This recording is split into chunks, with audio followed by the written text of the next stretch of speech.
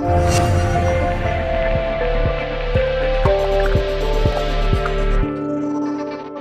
Hello welcome to post 360. నేను మీ మురళీ రాపల్లి. పవన్ కళ్యాణ్ గారు వెలిగించిన సనాతన ధర్మం చిచ్చు తమిళనాడులో వెలుగుతూనే ఉంది. ఎప్పటి నుంచో సనాతన ధర్మానికి వ్యతిరేకంగా అనేక సార్లు మాట్లాడిన ఉదయనిధి స్టాలిన్ గురించి పవన్ కళ్యాణ్ గారు చేసినటువంటి వ్యాఖ్యలు ఇప్పుడు తమిళనాడు అంతటా దుమారం లేపుతూ ఉన్నాయి.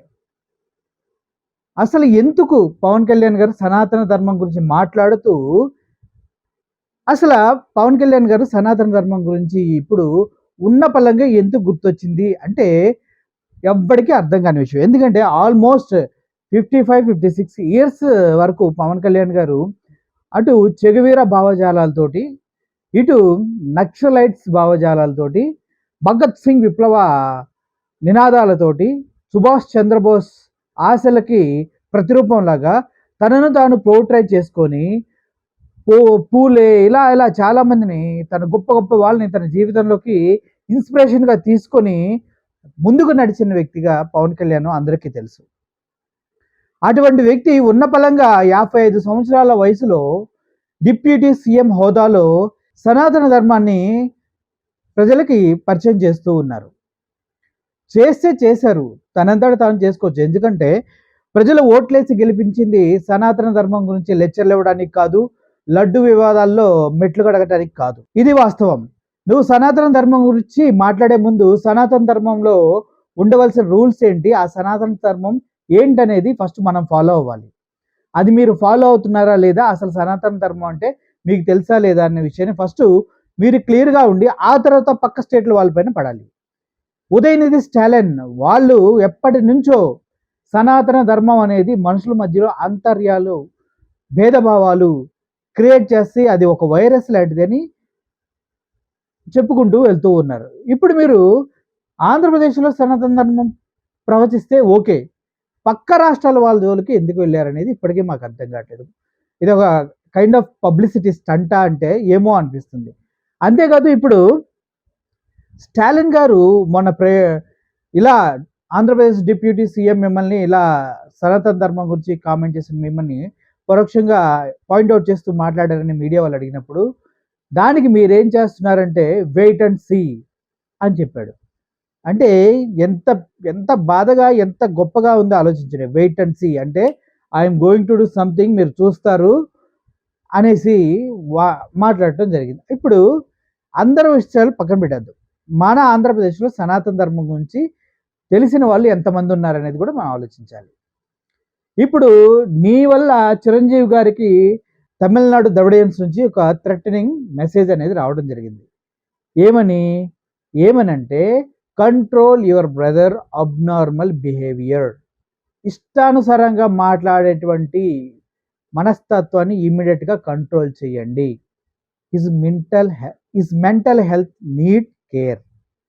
It is harmful to Andhra Pradesh and you two అని ముద్దుగా చెప్పారంటే ఇది గనక కంట్రోల్ చెయ్యకపోతే అతని మానసిక స్థితి బాగాలేదు.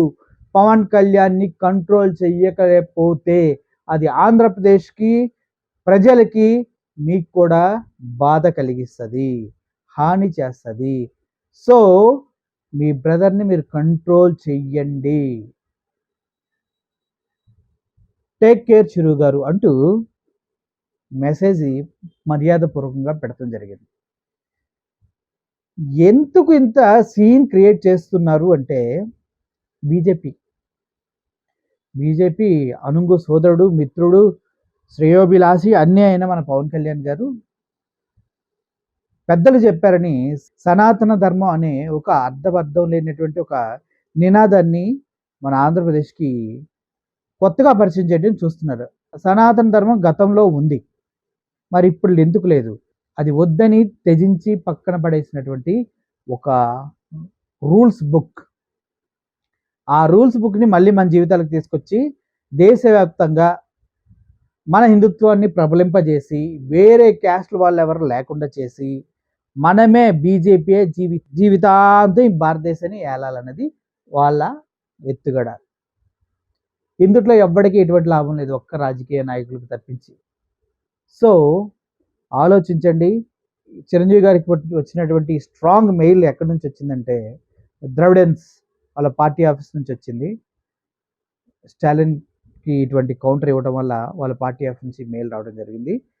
ఏది ఏమైనప్పటికీ ఇది ఇలాగే వదిలేస్తే మంచిది. తమిళనాడుని మన శత్రువుగా చేసుకోవద్దు, మిత్రులుగానే ఉన్నాం. కార్తీ విషయంలో అలాగే చేశాడు, ప్రకాష్ రాజు విషయంలో అలాగే చేస్తున్నారు, ఇప్పుడు మళ్ళీ ఉదయనిధి స్టాలిన్ విషయంలో అలాగే చేస్తున్నారు. పవన్ కళ్యాణ్ వల్ల ఇరు రాష్ట్రాలకి ఇబ్బంది కలిగేటువంటి అవకాశం చాలా ఉంది, ప్రజలకి ఇబ్బంది కలిగే అవకాశం ఉంది, శాంతి భద్రతలకు విఘాతం కలిగే అవకాశం ఉంది, కులమతాల మధ్యలో చిచ్చులు పెట్టే విధంగా ఆయన వ్యాఖ్యలు ఉన్నాయి అంటూ చెన్నైలో ఒక లాయర్ పవన్ కళ్యాణ్ గారి పైన కేసు పెడతాం జరిగింది.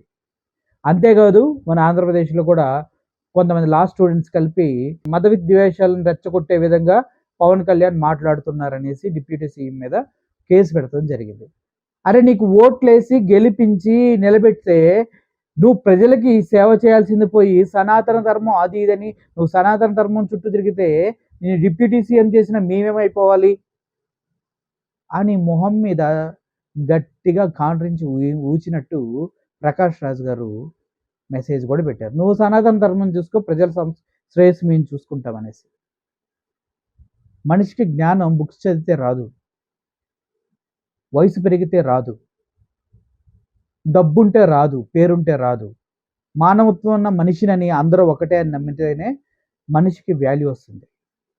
అటువంటి మర్చిపోయి నేను మత పిచ్చోడిని, నాకు సనాతన ధర్మం ముఖ్యం అనేసి స్టేజీల పైన రంగురంగులు బట్టలు వేసుకొని టింగు టింగని బల్లలు బాస్తే ఏమి రాదు మిస్టర్ పవన్ కళ్యాణ్ గారు అని సోషల్ మీడియాలో ట్రోల్స్ బీభత్సంగా జరుగుతున్నాయి.